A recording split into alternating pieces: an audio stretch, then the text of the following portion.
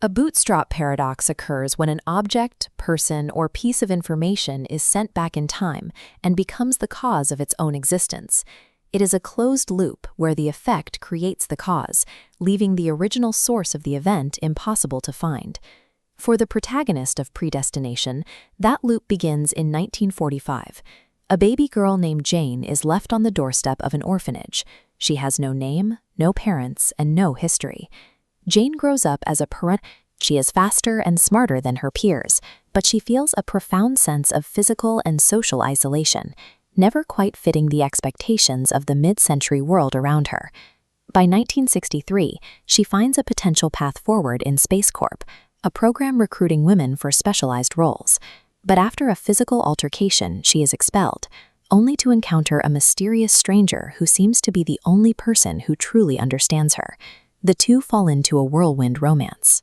Jane believes she has finally found a connection, but the man suddenly disappears, leaving her pregnant, unmarried, and alone in a society that offers her no support. During a difficult labor, the doctors discover that Jane was born intersex, possessing both sets of reproductive organs. To save her life after severe complications, the surgeons are forced to perform an emergency procedure. Jane wakes up to find her biological identity has been overwritten. She has been transitioned into a man, and she eventually takes the name John. The final blow comes shortly after the surgery. A stranger enters the hospital nursery and steals John's newborn baby. In a matter of months, John lost his original identity, he lost his lover, and he lost his child. John is now a man with no family, no records of his current form, and a past that is physically unreachable. He has become a ghost in the system, exactly the kind of blank slate candidate an organization might recruit if they needed an operative who left no biological or social wake. Years later, in 1970, John is working as a bitter writer for confession magazines. While drinking at a bar, he meets a bartender who makes him a specific high-stakes bet, a chance to confront the man who ruined Jane's life. The bartender reveals he is actually a temporal agent.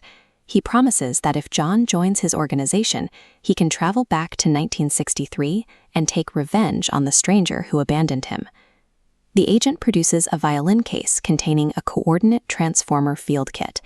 They set the dials for 1963, and the machine transports them back to the year Jane met her mysterious lover. John begins his hunt for the man who ruined his life, but as he stakes out the area, he encounters a younger version of himself, Jane. He realizes that he is the mysterious stranger. There is no one else to find. This diagram shows the biological loop in action. To ensure his own birth ever happens, John must fulfill the role of the stranger. He approaches Jane, begins the romance, and impregnates his past self. The loop requires one more intervention. The bartender moves into the hospital in 1964 and kidnaps the newborn infant, the baby that is both Jane's child and her younger self. The agent then carries that baby back to 1945, leaving her at the orphanage. The cycle is closed.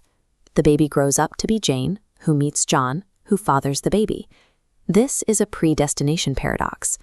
By using time travel to fix his past, John unknowingly became the architect of his own tragedies. He is a self-created entity, his own mother and father, existing as a singular knot in history. John eventually follows the bartender's lead and joins the Temporal Bureau. For years, he works as an agent, hunting a phantom terrorist called the Fizzle Bomber, who is destined to kill 11,000 people in a 1975 New York attack. In 1975, he nearly catches the bomber, but a device detonates prematurely. The explosion disfigures the agent, forcing him to use his kit to escape to the Bureau's headquarters in 1992. After massive plastic surgery, the agent is given a new face and a new identity. He realizes he has now become the very man who recruited him, the bartender. The Bureau operates under a strict technical constraint, shown here. Time travel is anchored to the 0 point of its invention in 1981.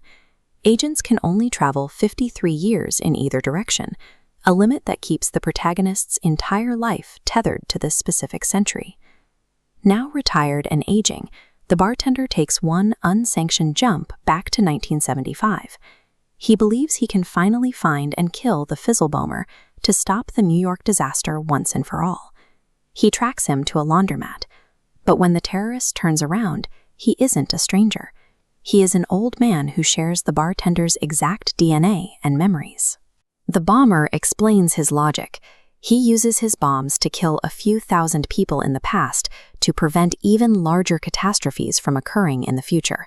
He believes he is a savior working for the greater good. The Bureau long warned that frequent jumps cause temporal psychosis, a progressive breakdown of sanity and logic.